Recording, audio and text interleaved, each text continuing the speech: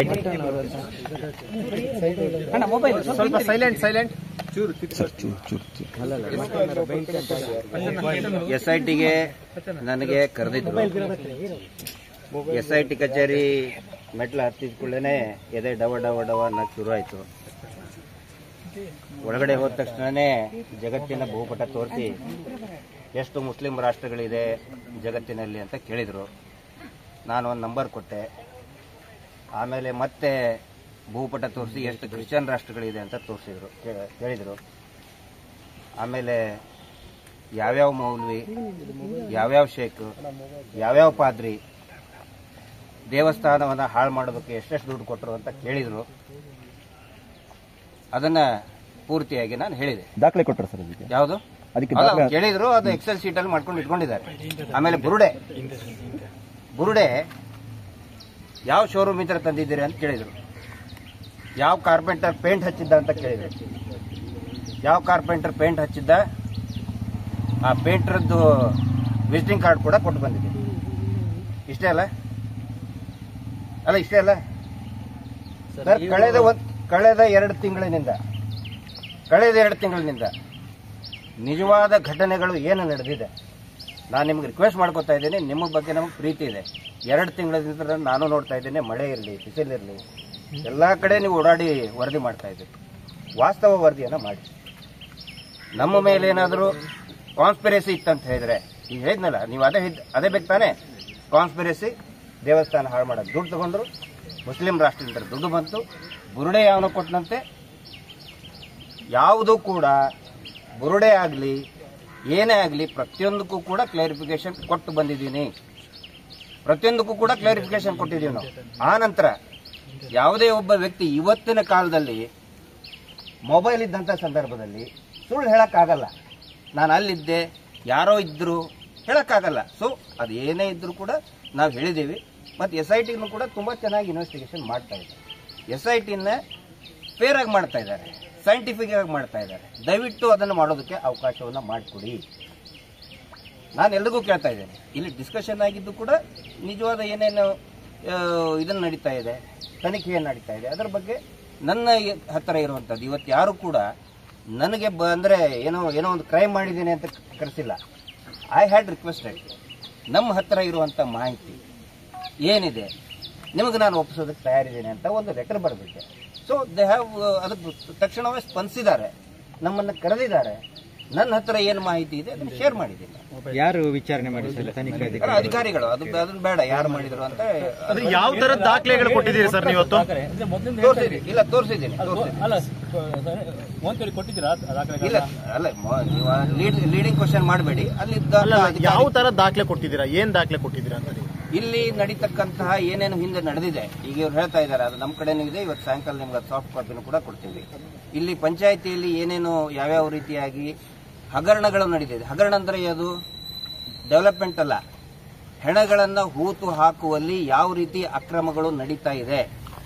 With 1 by 1 document, ಒಂದೊಂದು page, ಒಂದೊಂದು ಪುಟ ಸಹಿ ಹೆಂಗೆ ಫೋರ್ಜರಿ ಮಾಡಿದ್ದಾರೆ.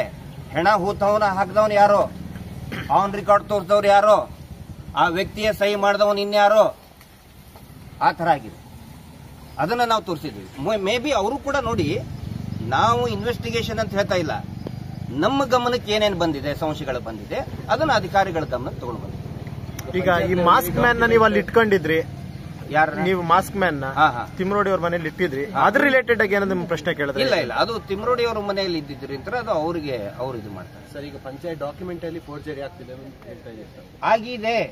ನಾನು ದಯವಿಟ್ಟು ನಿಮಗೆ ರಿಕ್ವೆಸ್ಟ್ ಮಾಡ್ಕೊಳ್ಳೋದು, ದಯವಿಟ್ಟು ಎಲ್ಲಾ ಪತ್ರಕರ್ತರಿಗೆ, ಮಾಧ್ಯಮಗಳಿಗೆ ರಿಕ್ವೆಸ್ಟ್ ಮಾಡ್ಕೊಳ್ಳೋದು, ಕಾನ್ಸ್ಪಿರಸಿ ಥಿಯರಿ ಇದ್ರೆ ಸುಖ ಸುಮ್ಮನೆ ಯಾರ್ಯಾರೋ ಏನೇನೋ ಹೇಳಿದ್ರು ಅಂತ ಹೇಳಿ ಅದೊಂದು ನೆರೇಷನ್ ಬಿಲ್ಡಪ್ ಮಾಡಬೇಡಿ.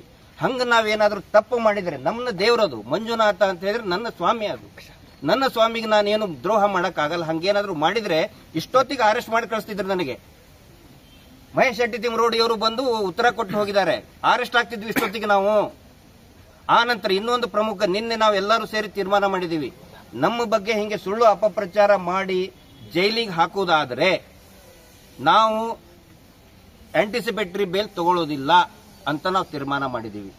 ಮಹಾತ್ಮ ಗಾಂಧೀಜಿಯ ತತ್ವವನ್ನು ಅದನ್ನು ಸುಳ್ಳು ಹೇಳಿ ನಮಗ್ ಜೈಲಿಗೆ ಹಾಕ್ತಾರ? ನಾವು ಆಂಟಿಸಿಪೇಟರಿ ತಗೊಳ್ಳಲ್ಲ. ಜೈಲಿಗೆ ಹಾಕ್ತಾರ, ಹಾಕ್ಲಿ. ನೋಡಿ, ಎಲ್ಲಾ ದಾಖಲೆಗಳು ಕೂಡ ಅವ್ರ ಹತ್ರ ಇರ್ತದೆ, ಆಲ್ರೆಡಿ ವೆರಿಫೈ ಮಾಡಿರ್ತಾರೆ. ಏನಾದ್ರೂ ಸಂಚೆ ಆಗಿದ್ರೆ, ಏನಾದ್ರೂ ಸುಳ್ಳು ಹೇಳಿದ್ರೆ ಅವ್ರು ನಮ್ಮನ್ನ ಕರೆಯೋದಲ್ಲ, ನಾವಾಗೆ ರಿಕ್ವೆಸ್ಟ್ ಮಾಡ್ಕೊಂಡಿದ್ವಿ, ಸರ್ ನಮ್ಮನ್ನ ಕರೀರಿ. ನಾವು ಹೇಳಿದ್ವಿ ಇನ್ನೂ ಒಂದು 10 ಸಾರಿ ಕರೆದ್ರು ಕೂಡ ಬರ್ತೀವಿ ಅಂತ ಹೇಳಿ. ಇಲ್ಲಿ ಅಕ್ರಮಗಳಾಗಿದ್ದು ನಿಜ ಸರ್. ಸಾಕಷ್ಟು ಜನ ಹೆಣ್ಮಕ್ಳು 10-15 ವರ್ಷದ ಹುಡುಗಿಯರು ಅವತ್ತಿಂದ ಅವತ್ತೇನೆ ದಫನ್ ಮಾಡ್ತಾರೆ. ದಯವಿಟ್ಟು ಅದನ್ನ ಕನ್ಸಿಡರ್ ಮಾಡ್ರಿ. ಇನ್ವೆಸ್ಟಿಗೇಷನ್ ಮತ್ತೆ ಈ ಮಾಧ್ಯಮದಲ್ಲಿ ಪ್ರಸಾರ ಮಾಡಬೇಕಾದ್ರೆ ನಮ್ಮ ಹತ್ರ ದಾಖಲೆಗಳಿದೆ, ಪಂಚಾಯಿತಿ ಕೊಟ್ಟಂತ ಅಧಿಕೃತ ದಾಖಲೆಗಳಿದೆ. ಅವತ್ತು ಡೆಡ್ ಬಾಡಿ ಬೀಳ್ತದೆ, ಅವತ್ತೇ ದಫನ್ ಮಾಡ್ತಾರೆ. 302 ಮರ್ಡರ್ ಕೇಸ್ ಮಾಡ್ತಾರೆ, ಅವತ್ತೇ ದಫನ್ ಮಾಡ್ತಾರೆ. ಸೊ ಅವು ಎಲ್ಲವೂ ಕೂಡ ಚರ್ಚೆಯ ವಿಷಯ ಆಗಬೇಕು. ಈಗ ಒಂದ್ ಕಡೆ ಸುಜಾತಾ ಭಟ್ ಎನ್ಕ್ವೈರಿ ಆಗ್ತಿದೆ. ಸುಜಾತಾ ಭಟ್ ಅವ್ರು ಮೊನ್ನೆ ಒಂದು ಚಾನಲ್ ಇಂಟರ್ವ್ಯೂ ಹೇಳಿದ್ದಾರೆ, ಗಿರೀಶ್ ಮಟ್ಟಣ್ಣ ಇವರೇ ನನಗೆ ಹೇಳಿದ್ದು ಈ ರೀತಿಯಾಗಿ ಹೇಳು ಅಂತ ಹೇಳ್ಬಿಟ್ಟು. ಅದ್ರ ಬಗ್ಗೆ ಏನ್ ಹೇಳ್ತಾರೆ? ಅದಾದ್ಮೇಲೆ ಮತ್ತೆ ಏನಾದ್ರು ರಿಪ್ಲೈ ಕೊಟ್ಟರೆ ಅವರು ಅದ್ರ ಮತ್ತೆ ಹೇಳ್ತಾರೆ ರಿಪ್ಲೈ ಕೊಟ್ಟಾಗಿದೆ ಅವರು. ಸೊ ಆ ರಿಲೇಟೆಡ್ ನಿಮ್ಮನ್ನ ಏನಾದ್ರು ಪ್ರಶ್ನೆ ಮಾಡಿದ್ರೆ ಇವತ್ತು ಅಂತ? ಇಲ್ಲ, ಅದನ್ನ ನೋಡಿ ಏನಾದ್ರೂ ಕೂಡ ನಾವು ಒಂದು SIT ಆಗಿದೆ ಅಂತ ಹೇಳಿದ್ರೆ ಅದ್ರ ಮೇಲೆ ನಾವು ನಂಬಿಕೆ ಇಡಬೇಕು. ಅವರು ಅದ್ರ ಲೆಟ್ ದೆಮ್ ಗಿವ್ ಕ್ಲಾರಿಫಿಕೇಶನ್. ಅನನ್ಯ ಭಟ್ ಇರೋದು ನಿಜಾನ ಸುಳ್ಳ ನನಗೆ ಗೊತ್ತಿಲ್ಲ ಸರ್. ಈಗ ಚಿನ್ನಯ್ಯ ಆರಂಭದಲ್ಲಿ ಹೇಳಿರುವ ಹೇಳಿಕೆಗಳು ಈಗ ಇನ್ವೆಸ್ಟಿಗೇಷನ್ ಅಲ್ಲಿ ಹೇಳ್ತಾ ಇರೋದು ಏನಾದ್ರು ಚೇಂಜಸ್ ಇದೆಯಾ? ನೀವು ಮೊನ್ನೆ ಲೈವ್ ಬಂದಾಗ್ಲೂ ಅದನ್ನ ಮೆನ್ಷನ್ ಮಾಡಿದಿರಿ. ಅಲ್ಲ, ಅದಕ್ಕೆ ನೋಡಿ, ಮುಂಚೆ 164 ನಲ್ಲಿ ಏನ್ ಕೊಟ್ಟಿದ್ದ, ಈಗ ಏನು ಚೇಂಜಸ್ ಆಗಿದೆ? ನನಗನ್ಸಿದ ಮಟ್ಟಿಗೆ ಯಾವುದೇ ಮೇಜರ್ ಚೇಂಜಸ್ ಆಗಿಲ್ಲ, ನನಗನ್ಸಿದ ಮಟ್ಟಿಗೆ. ಹೌದಾ? ಅವೆಲ್ಲವೂ ಕೂಡ ಅನೇಕ ಒಂದಿಷ್ಟು ಕಟ್ಟುಕತೆಯನ್ನು ಕೂಡ ಅದರಲ್ಲಿ ಬರ್ತಾ ಇದೆ. ಅದನ್ನ ಆ ಕಟ್ಟುಕತೆ ನೋಡಿ ನಾನು ಸ್ಟೇಟ್ಮೆಂಟ್ ಕೊಡಕ್ಕಾಗಲ್ಲ. ಅಲ್ಲ, ಈಗ ಮತ್ತೊಂದು FIR ಮಾಡಿದ್ದಾರೆ, ಅದರಲ್ಲಿ ಹೇಳಿದ್ರೆ ಸುಳ್ಳು ಸಾಕ್ಷಿಗಳನ್ನು ಸಂಗ್ರಹ ಮಾಡುವಂತದ್ದು ಅಥವಾ ಸೃಷ್ಟಿ ಮಾಡುವಂತದ್ದು. ಅಲ್ಲ ಸರ್, ಒಂದ್ ನಿಮಿಷ, ಮತ್ತೊಂದು FIR ಮಾಡಿದಾರ ಈಗ ನಿಮ್ಗೆ ಗೊತ್ತಿದೆ? ಹರೀಶ್ ಅವ್ರು ಹೊಸ FIR ಮಾಡಿದಾರ ಅಥವಾ ಹಳೆ FIR ನಲ್ಲಿ ಏನಾದ್ರು ಹೇಳಿದ್ರೆ ಹೊಸ FIR ಅಂತ? ಎರಡು ಕೂಡ ಬಹಳ ಡಿಫರೆನ್ಸ್ ಆಗುತ್ತೆ.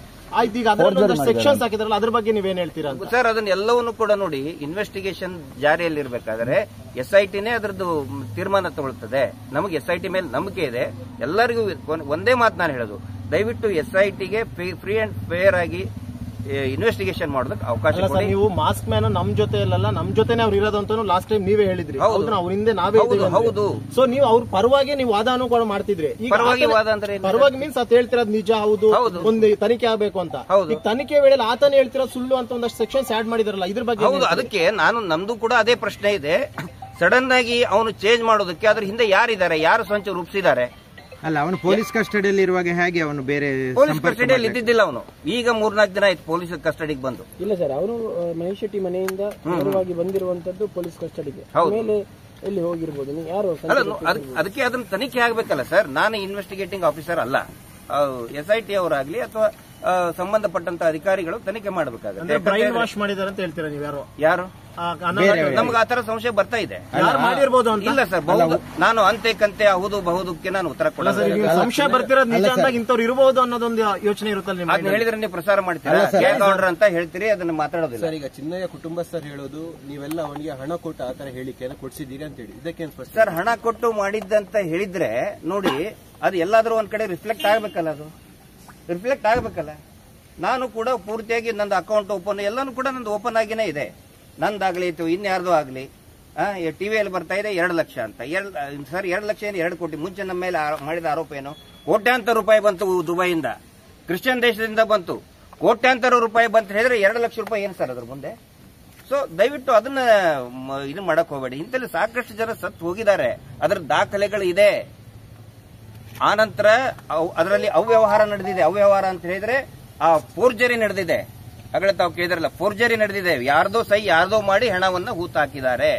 ಅದರ ದಾಖಲೆಗಳನ್ನು ಕೂಡ ನಾನು ಇವತ್ತು ಒಂದಿಷ್ಟು ಹಂತದಲ್ಲಿ ಗಮನಕ್ಕೆ ತಗೊಂಡು ಬಂದಿದ್ದೆ. ಬಿಜೆಪಿ ಆರೋಪ ಮಾಡ್ತಿರೋದು ನೀವೆಲ್ಲ ಸೇರಿ ಧರ್ಮಸ್ಥಳವನ್ನ ಹಾಳು ಮಾಡೋಕೆ ಹೊರಟಿದ್ದೀರಿ ಅಂತ ಹೇಳಿ ಏನು ಉತ್ತರ ಕೊಟ್ಟಿದೆ?